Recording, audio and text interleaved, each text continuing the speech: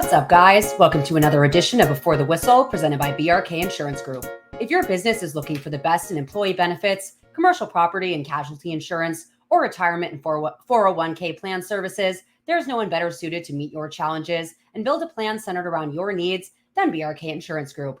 What's going on, y'all? Welcome back here to Before the Whistle. I am your host, Maddy, and we are recapping a Tulane victory here on today's episode with their 41-33 win over the Louisiana Ragin Cajuns in what was an absolute scorcher. Probably a genuine question of whether or not these games should be played at 11 a.m. in Louisiana, and the answer is definitely not.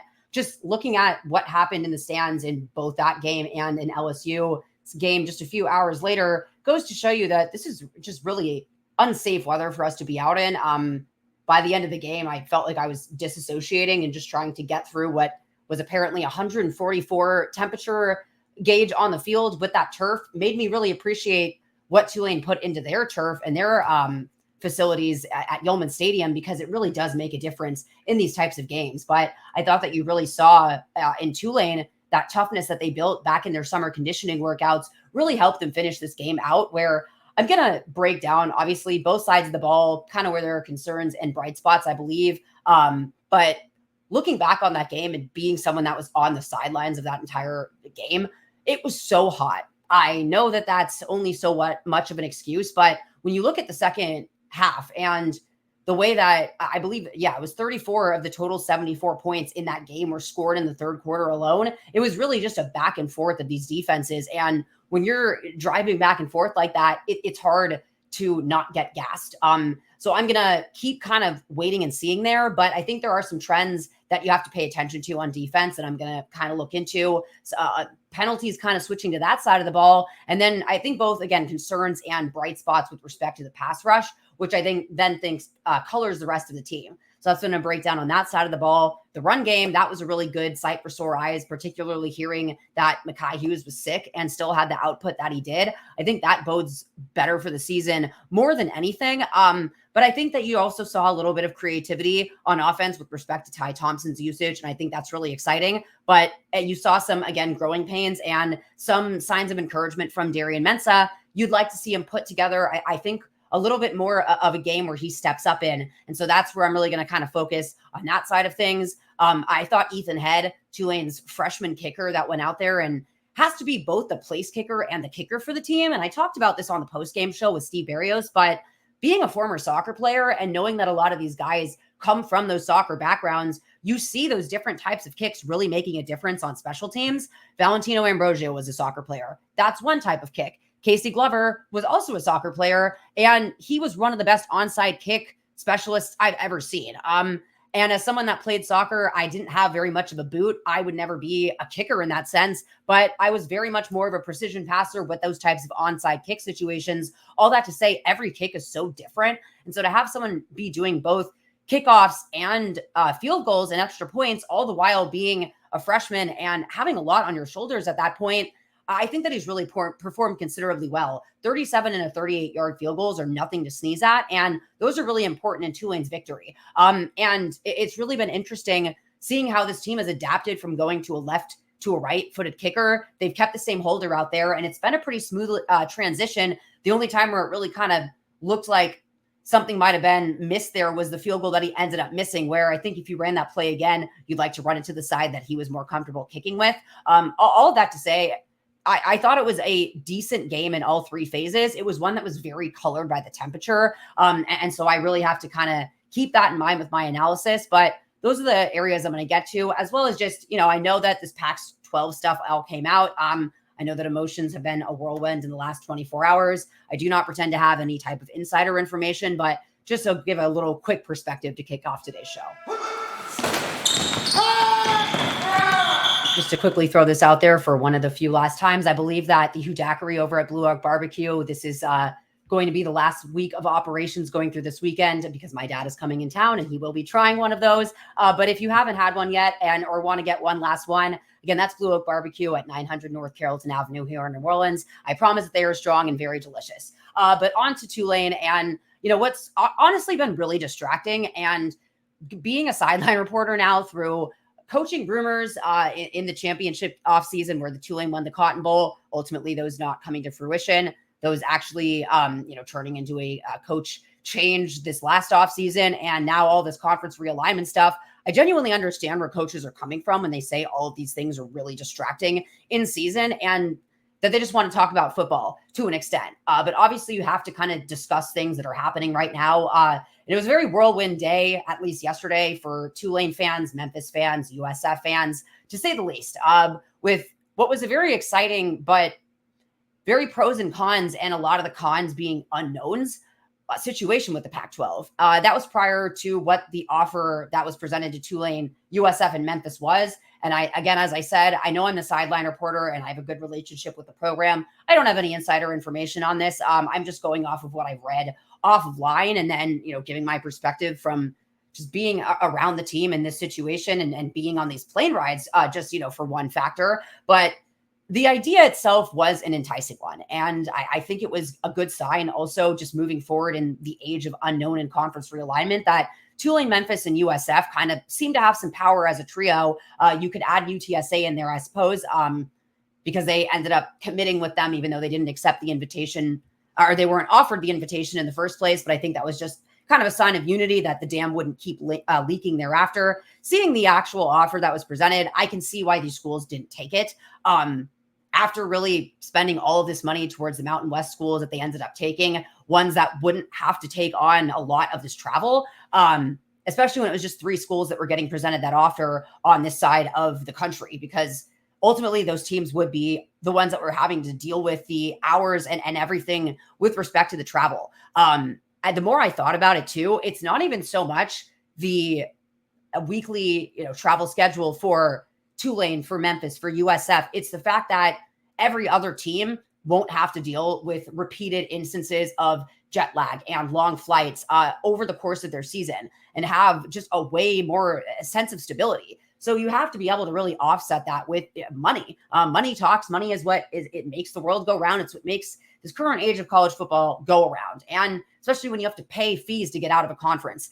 If the exit fees are reported what they are, and the Pac-12's offer to the schools was just $2.5 million, that's really tough. That's really all I have to say about it. I just don't see a world where schools can fork up that much money to get out of a situation and then jump into somewhere where your costs are going to be there a lot greater, and there is no TV deal. You're ultimately going off of what ifs. So all of that to say, Tulane is in this conference and they're here to stay for now. And I took negotiation classes. There are such things as bad deals, and you don't just take a bad deal because it's an exciting, shiny toy kind of thing. I know that fans are really restless for the next best thing, but the next best thing for Tulane right now is, quite frankly, winning against USF this week. As much talk as there is about jumping conferences, we are literally about to start conference play, and this team wants to go to the conference championship this season.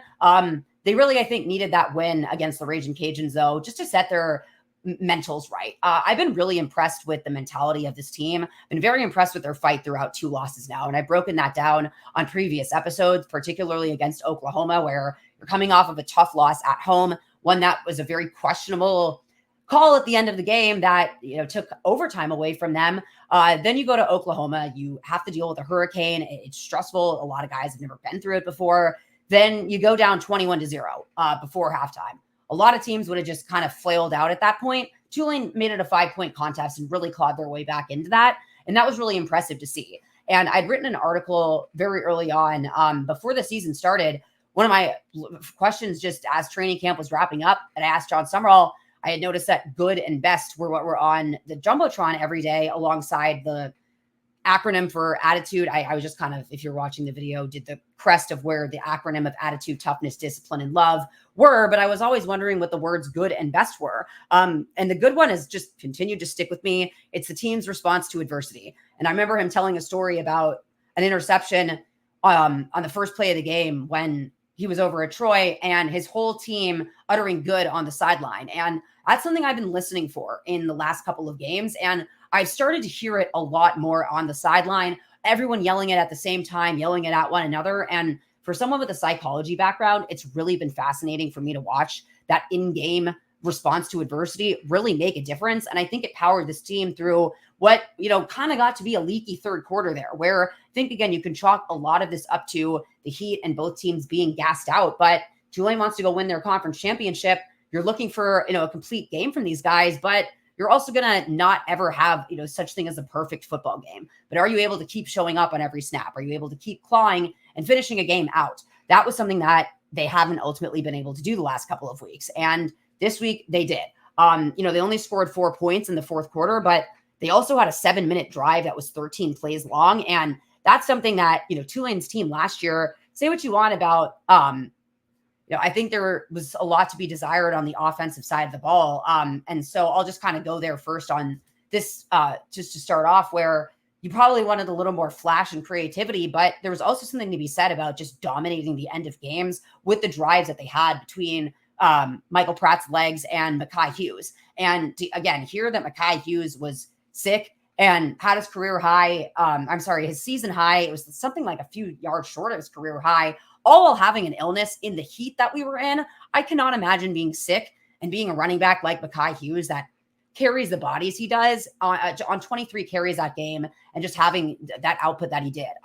That's something that, is really important. That's something that Tulane teams of the past were able to really rely upon. And so to have that be in the fourth quarter, but also have 2 drives prior to that be over 7 minutes long, all 3 of those being the longest drives of the season, one of those being 15 plays at about 7.5 minutes. That's how you really wear down opposing teams. And that's, I think, what you really started to see Tulane's offense start to separate themselves and do this weekend. I think you also started to see a team that had a little bit of an opportunity to study now what was 3 games of film on a redshirt quarterback. And Tulane, unfortunately, playing the schedule they did to start the season, they couldn't play cupcake offense and, have a chance against Kansas State and Oklahoma. So a lot of the time you're trying to not show all of your cards heading into conference play. Tulane really couldn't do that. They had to put all of their cards out there. They also, threw a relatively very inexperienced redshirt freshman out there in Darian Mensah. And he's had his moments where he's very much looked like that. He's also started to show growth here and there. And I think that's really what you're looking for, because you just don't want to see a guy start to go downhill. That's when you get worried about development in the trajectory of the season. I thought as the game went on against the Ragin Cajuns, he became better. He made some bad decisions early on in the game. He also avoided a lot of sacks in that game. With his legs, you just haven't really seen him do that much with them after the fact. That's what I think you're really wanting to see a little bit more of, because that was something that Michael Pratt offered. It's really something that Ty Thompson offers. And you're starting to see a lot more creativity. And I think it just unlocks a completely different wrinkle on offense, where you've now seen him line up as a receiver. You've now seen him line up as a quarterback, as a running back. He's thrown a pass, a touchdown. He's ran for several first downs at this point. Eventually that's going to get stopped. So that's where you're going to want to see, I think, Darian start to trust and use his legs a little bit more. That's something that I think is going to be important, particularly looking at the opponent this week. But ultimately, that game was, and again, if you watch the Welcome to Uptown series by Tulane, I highly recommend it. Brock Hayes, the running backs coach, really talking about when a running back has a hot hand, how unselfish of a room they've really become to understand that, there's only one running back on the field at a time. And sure, a lot of those guys would like to get some touches there, especially with Shotty Clayton Johnson being out for that game, though he's been at practice this week. You just ultimately saw kind of the same way you'd see last year, but it wasn't so much because other guys weren't producing. It was just because Mekhi couldn't be stopped, sickness or not. And if you can win a game by only attempting 15 passes, I believe that was Darian Mensah's output on the day, it's not, or 17 passes. That's because you have a running back like Mekhi Hughes. Chaudry Hurst today talking about Mekhi Hughes. It's really fun watching someone on the offensive line be so excited about the running back that they blocked for, where, he was almost speechless. It just kind of kept saying, man. And you could tell he was just thinking about plays in his head. And it really makes him want to give his all into a block, knowing that he'll see him whizzing out of his peripheral and be super far downfield. So that to me was really the overwhelming takeaway on offense. I think you've started to see the tight ends disappear a little more. So that's why I really liked Darian Mensah's touchdown pass going to Reggie Brown at the end of the game. And not only that, and this was another sideline report that I gave, it's something that you could only ultimately see from my position, just because I happen to be able to see Darian Mensah's eyes in that moment. He had Alex Bauman open there. a little bit shallower than the route that Reggie Brown was running. I have to still go back and rewatch this game. My brain was fried, so I don't know the routes. All I know is they were at different levels, and he had Alex Bauman. He looked at him. He had a defender right on him, and that pass would have gone nowhere. So it was really nice to see him pause, take that moment, especially because he'd already run out of the pocket. And, we've seen times where he's just been a little flustered, and in that case, throwing the ball away in that game, which still preferable to taking sacks. Saw him scan the field and hit Reggie Brown for a touchdown. And now you also have two tight ends that teams have to pay attention to. So that also opens up Alex Bauman for future games. That to me is something that was really important to see. So I think you've seen growing pains here and there with Darian. I think you need to see him trust his legs a little more. And, he almost ultimately threw a pick in the beginning of the game, but he did avoid that pressure a little better. I just think that he needs to sometimes trust the pocket, step up into it. And if you're going to take off, sometimes not always looking for the downfield pass, and be a little more willing to take off. Though ultimately with mobile quarterbacks, and he's still so young, it would be one thing if this was a guy years into his career that just wouldn't take off. He's ultimately played 4 games of football. I'd much rather a younger guy have an over-reliance on looking downfield for the pass than one that's barely going to go through his reads and take off at the first sign of pressure. I will take the archetype that we've seen Darian in thus far.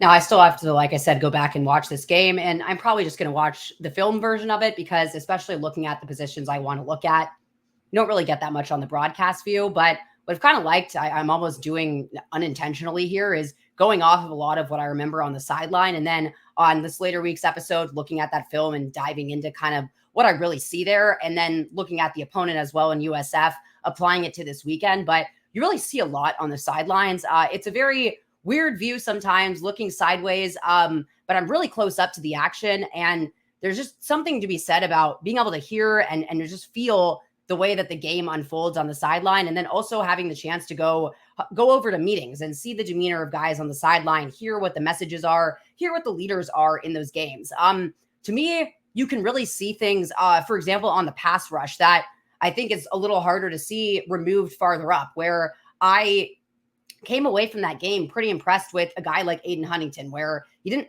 really get through that often. He did have a costly penalty at the end of the game, where the majority of what was the longest drive for the Ragin Cajuns that game was because of that roughing the passer penalty. But that's kind of how you live and die on the pass rush. I would rather these guys be a little more ferocious and starting to get back there and make opposing quarterbacks fear them, because teams are now going to see on tape that these guys are starting to win their one-on-one reps. And something that I really want to give context to with a guy like Aiden Huntington, I had done an exclusive with him for Tulane on Sports Illustrated a few weeks back. I believe it was before the Kansas State game. It was really hard with all of that hurricane stuff in the middle of it to kind of remember when that happened, especially with all the rain those 2 weeks. But I believe it was before the Kansas State game. Either way, what I really found fascinating in that, and I had looked at Aiden Huntington's film this offseason against Ole Miss and against Troy, and I was impressed by him. He told me that he really just hadn't been taught pre-snap alignments, what to look for as those keys, how a guy's foot turned a certain way can indicate something, where their hands are, stance, those types of things. And doing a lot for the most part, self-directed film study on PFF, doing research of his opponents. Now, granted, that's something that is important in players, and I think what separates the good from the great when you look at especially guys transitioning to the next level, doing a lot of the scouting academy stuff on the defensive line. I remember I read a pass rush book, and largely what a lot of that is these guys have to be able to scout quarterbacks themselves and get those keys down, because they're the ones out there that are going to be feeling it in real time. But you also have to be given those keys in order to know kind of what to unlock there. And he said that was something that Tulane really offered him, and was one of the primary reasons that he chose Tulane over a lot of the offers, including Oklahoma, was that he just really felt like it was a great opportunity to learn. And they were very clear about what their intentions were with him. And he's been getting a lot of playing time to show for it. But I think it's easier said than done, especially with an injury in training camp. I think we saw just his raw physicality, winning one-on-one reps early to start in training camp. And I think that, I wouldn't say inflated expectations, but I think, expecting a lot out of that. Also having to give some color to the lack of production elsewhere on the line. But I think too, he just lost out ultimately on some valuable reps in a very crucial learning period for him. And I think you're starting to see those really start to unlock. And I think once you start to see those things unlock, the game, that's what everyone says about the game slowing down. And when the game slows down, players get faster. That's where play speed comes in. And you just saw him, I think, a little faster as the game went on. I think there was 3 sacks for Tulane's pass rush in this game, but they started to make Ben Woolridge feel it towards the end of the game. He was inaccurate. He was seeing ghosts a little bit. It quite honestly reminded me of a lot of the games where Michael Pratt was getting hit hard in the 2021 year, where, yes, sometimes, again, you're going to get a costly penalty, but they were starting to affect the quarterback, and now we've seen that in 2 games. There's been some leaks here and there. It hasn't been perfect. 3 sacks don't ultimately spell the day. And there's been a lot of plays that have been extended by the quarterback, and then some explosive plays that I think have been of issue, because ultimately pass rush is important. Getting to the quarterback is important. Most teams try to win the game by establishing the run. And that was another 100-yard rusher that Tulane allowed in this matchup. Bill Davis, he had 104 runs on the day. I would like to go back and see how many of those were in those explosive plays. He had a long of 73. So you take out that explosive play and he has about 34 yards on the day. We're having a totally different conversation, I think, about Tulane's run defense and a lot just about this game overall. But that's, to look, it was 103 net yards. I'm sorry. To have 73 of those be on a breakaway run, you take that out and it would be a pretty good matchup or output for this team. But ultimately, you can't take things out of football games. I think what's been a really good bright spot on this defense, not to just jump around because I will get back to the pass rush, the fact that they had 2 interceptions in this game and have had 3 returns for touchdowns in 4 games, that is where you've seen some coverage of issue. And I'm gonna focus here and get back to the pass rush and work my way back, because there are issues with the coverage with respect to penalties, but you can't have these types of takeaways without understanding your opponent and being in the position to make plays. And they've been from younger guys and older guys at that. So you're seeing that confidence in younger guys. You're seeing that playmaking ability, and I think a little steadier, but less flashy guys, and someone like Jalen Geiger at the end of the game, who also has the wherewithal to look at his coach and know to get the heck down on that play. But that all has to start up front, where I think the coverage, it's hard for me to analyze that when, yes, they got 3 sacks, but there have been just a lot of plays where they haven't been able to get to the quarterback. You just haven't seen that much production out of that bandit role. And I think that's been kind of a problem for Tulane, that it's, they're rotating guys. And I think there are the pros and cons with a lot of them. I think in Terrell Allen, and in the case, Michael Lenz as well, you have they're a little more steady eddies. I think they're workhorses. They'll go out there and do their job, but the playmaking ability, they don't really flash as much. Something that was the difference for me when Javon Carter went out there against Oklahoma was immediately his size differential from a guy like Terrell Allen stuck out to me, where he was 6'4", 258, looks pretty similar in body type to Devin Deal, and was getting there against Oklahoma. We didn't see that much of him, and he really wasn't getting out there that much this weekend. You saw, though, I think some flash in some surprising guys. Again, the pros cons thing there. But you do want to just start seeing a little bit of consistency and playmaking out of a guy, and I don't think you've seen that yet, where you've seen perhaps some more playmaking ability in a guy like Matthew Fobbs-White. He has missed a few assignments, and so that is a little bit of an issue. He's also played 4 games as a football player, and really tough ones to start off the bat. The amount of young guys that are getting a lot of time in all phases of the game for Tulane, and yes, you've seen those growing pains, but you've also seen them continue to battle. And I do think they've all started to improve here and there on a weekly basis. It is impressive. Shaquem Leister is a guy that, unfortunately, he can't offer things against the run and be that complete guy out there. But when they know it's a pass rush down, he is a disruptive guy out there. To me, what I've seen really start to come on strongly is the linebackers really playing a role here in the pass rush. That's something that, looking back on the teams with Nick Anderson and Dorian Williams, they used to get after the quarterback quite a bit. And sometimes that's the best medicine for a pass rush that isn't getting off. If anything, it allows you to kind of mess with the team's protections, because I think what you're starting to see is the effects of not having that much production at that bandit role start to stifle the other side of the ball, where they're on different sides of the field.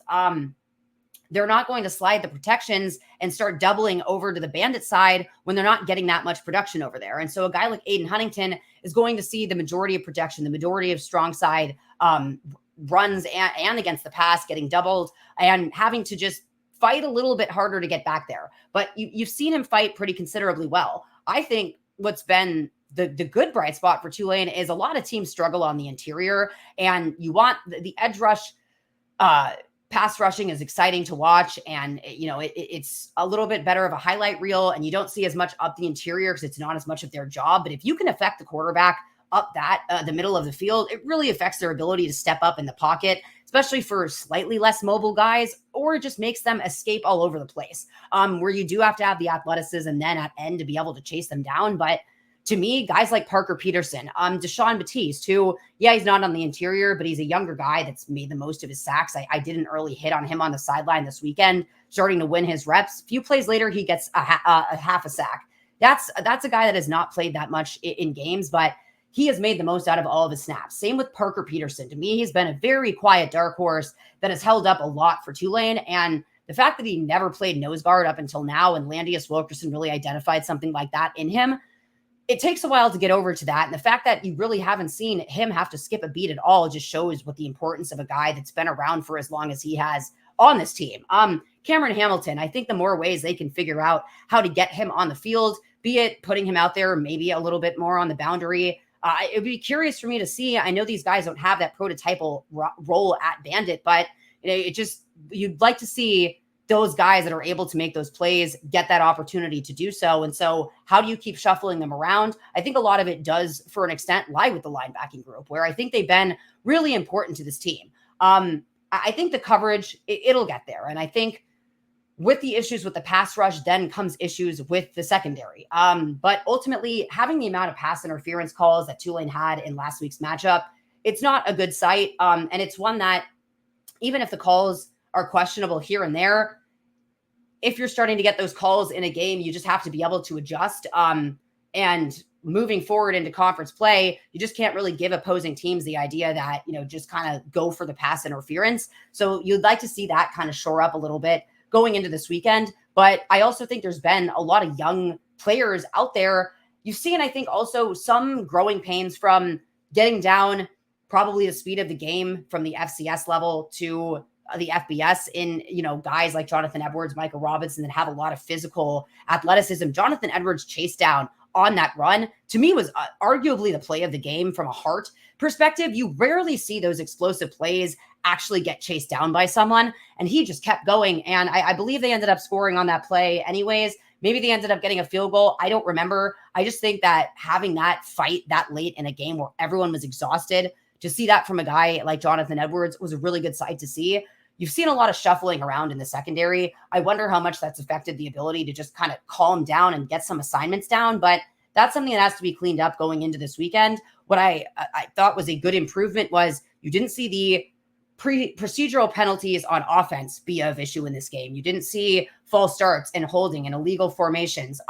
Fortunately, the defense just kind of took the penalty side of things, but you need to see the offense have that chance to gel. You at least saw that. So there's been some good, there's been some bad, there's been some ugly. John Summerall, I think, it's been fascinating. He's been a little more critical of his teams after wins, but I think guys can take the heat a little bit more after the heat, ironically, after a victory, whereas they've been through two tough losses. And what's good is this team has shown that they're fighters, that adversity has not broke them. And even though things got a little leaky in the third quarter, they were still able to shut that game down. They had scores on special teams, return for an interception, return for a touchdown, 2 interceptions in that game, one to seal out the victory.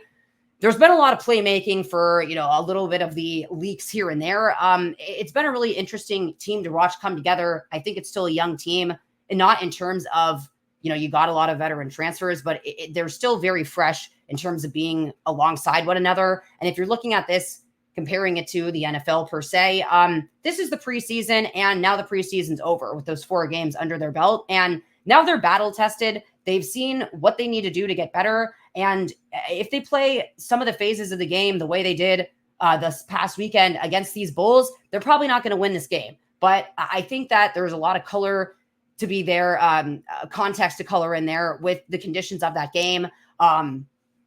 And still ultimately seeing a lot of heart out of these guys, seeing things that really needed to take place, like the run game getting off, and ultimately seeing this pass rush get after it when they needed to at the end of the game, having the coverage seal that out, seeing the field goal unit still start to really be strong out there and have that one miss be explained by a lot of factors, including just a young guy out there who's going to make misses, but he can also make you a 37 and a 38 yarder. Those are not chip shots. That wasn't something that Tulane could always make until Valentino or Ambrosio came on when I was a sideline reporter. And so I think you've seen such an improvement with respect to all three phases of the game from week 1 to week now, that as long as they keep building, they'll keep contending. And I will see y'all on Friday.